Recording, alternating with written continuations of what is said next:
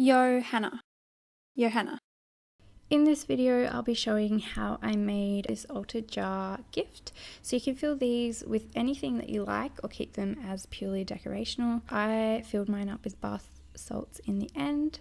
So first of all, you're going to need to take a glass or a jar of your choice, and you can find beautiful ones at the thrift store for very cheap, or you can just use what you already have at home. I decided to use a jam jar that I already had so that I could show you don't really need anything fancy to get a nice result. So you need to, of course, wash your piece thoroughly, and to remove the label you can just pick off what you can before washing it, and then when the water soaked the label it made it easier to remove most of the residue.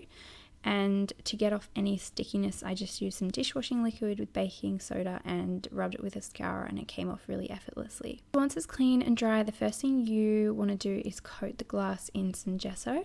I'm using white gesso and applying it everywhere with a brush.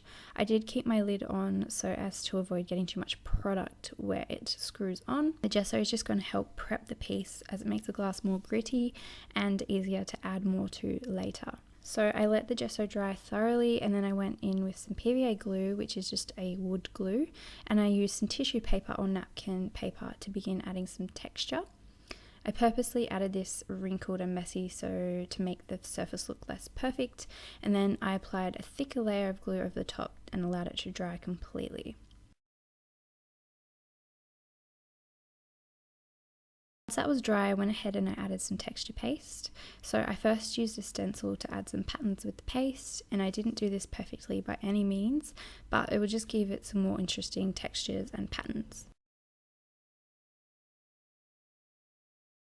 Then after that, I just took a brush and I pat on more paste randomly around the jar, and that just made it look more imperfect, and I applied some texture paste on the lid for the same reason. So I let this dry completely before moving on to the next step, which was to begin adding some colour. So you may want to add more textured elements before you paint. I was going to, but I in the end decided not to, because I decided to use some seashells on my jar, and I just really loved the natural colours and tones, so I wanted to add them after I painted so that they wouldn't get covered up. But before you paint, it is a good time to add anything that has an interesting texture or shape. And you can just disregard any colours or finishes that these pieces have in this step, because you're going to paint over them later, and it can just make the piece look really interesting and textured. So as you can see, the only thing I added before painting was this old metal buckle, and before adding any colour I just applied gesso over that so that it would be easier to paint later. Some other objects you might want to use could be lace, jewelry findings or metal pieces, molds, sequins, rhinestones, buttons, keys, puzzle pieces, or whatever else you can find that you already have that would look cool on your mixed media piece. So I began painting with a sheer metallic paint, and it was in this beautiful green colour, and I painted over the entire jar. I wasn't too concerned about a little paint getting on where the lid screws on now, as I figured if I kept it very light in that area, any excess would just sort of wear away with use anyway. I painted the entire jar and then I let it dry. When it was dry, I went in with a beautiful bluish gold opal paint in the same areas and sort of just brushed it over, which gave the whole thing more depth and more layers. And again, once that was completely dry, I started gluing on some little gold flakes and fragment pieces. I just used some glue to glue these down, and then I started adding in some seashells.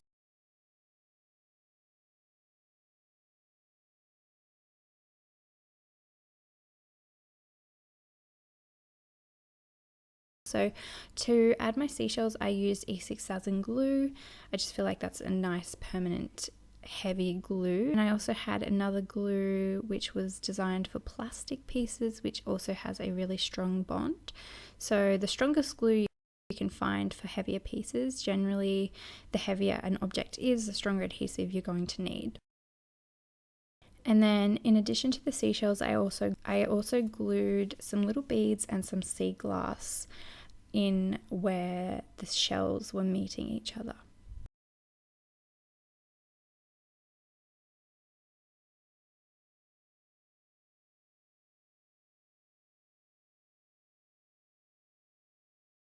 Once I was happy with the arrangement of everything, I allowed this to dry completely, and then finally I went in with some gold gilding wax or paste and lightly brushed it over some areas to highlight the shells a little bit and make the whole thing look more pretty, and just to bring out all the different textures.